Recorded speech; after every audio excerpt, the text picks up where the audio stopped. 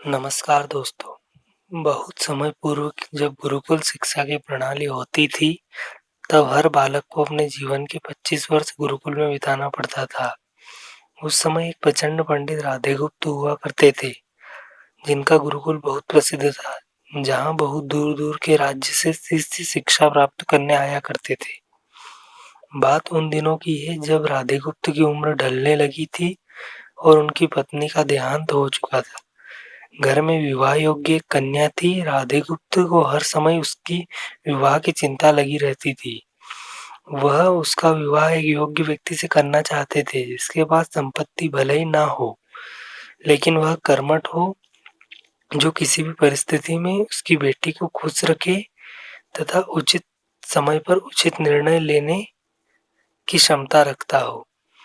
एक दिन उनके मस्तिष्क में एक ख्याल आया। उन्होंने इस परेशानी का हल सोचा कि क्यों ना वो अपने खुद के शिष्यों में से ही योग्य वर की तलाश करें। इस कार्य के लिए उन्होंने बुद्धिमानी की परीक्षा लेने का निर्णय लिया और सभी शिष्यों को एकत्रित किया। राधे गुप्त ने सभी शिष्यों से कहा कि वे एक परीक्षा का आयोजन करना चाहते हैं, जिसमें सभी की बुद्धिमानी का परिचय होगा। उन्होंने सभी से कहा कि उन्हें अपनी पुत्री के विवाह की चिंता है।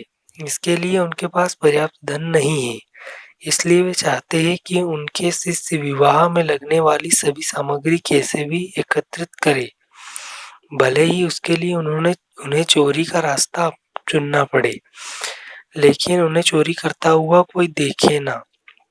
इसी एक शर्त का पालन सभी को करना है। अगले दिन से सभी शिष्य कार्य में जुट गए। रोजाना कोई ना कोई तरह तरह की वस्तु चुरा लाता और राधा गुप्त को दे देता। सभी शिष्य अपने अपने दिमाग से कार्य कर रहे थे, लेकिन इनमें से एक चुपचाप गुरुकुल में बैठा हुआ था, जिसका नाम रामा स्वामी था। उसे ऐसा बैठे देख राधा गुप्त ने इसका कारण पूछा। तब रामा स्वामी ने बताया कि आपने परीक्षा की शर्त के रूप में कहा है कि चोरी करते वक्त इसे कोई ना देख सके। इस प्रकार अगर हम अकेले भी चोरी करते हैं, तब भी हमारी अंतरात्मा उसे देख रही है। हम खुद से उसे नहीं छिपा सकते। इसका अर्थ यही हुआ कि चोरी करना व्यर्थ है।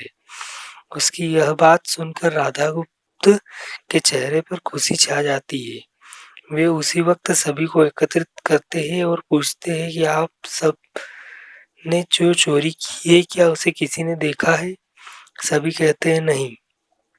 तब राधा गुप्त कहते हैं कि क्या आप अपने अंतर्मन से भी इस चोरी को छिपा सके हैं? सभी को बात समझ आ जाती है और सबका सिर नीचे झुक जाता है, सिवाय रामास्वामी के। राधा गुप्त रामास्वामी की बुद्धिमानी की परीक्षा में अव्वल पाते हैं और सभी के सामने कहते हैं कि यह परीक्षा मेरी पुत्री के लिए उचित वर तलाशने के लिए रखी गई थी। इस प्रकार मैं रामास्वामी का विवाह अपनी पुत्री के साथ तय करता हूँ। साथ ही चुराई हुई हर वस्तु को उसके उचित मालिक को सौंप विनम्रता से सभी से क्षमा मांगते हैं। कहानी की शिक्षा: कोई भी कार्य अंतर्मन से छिपा नहीं रहता और अंतर्मन ही मनुष्य को सही राह दिखाता है। इसलिए मनुष्य को किसी भी कार्य के सही गलत के लिए अपने को टटोलना बहुत जरूरी है।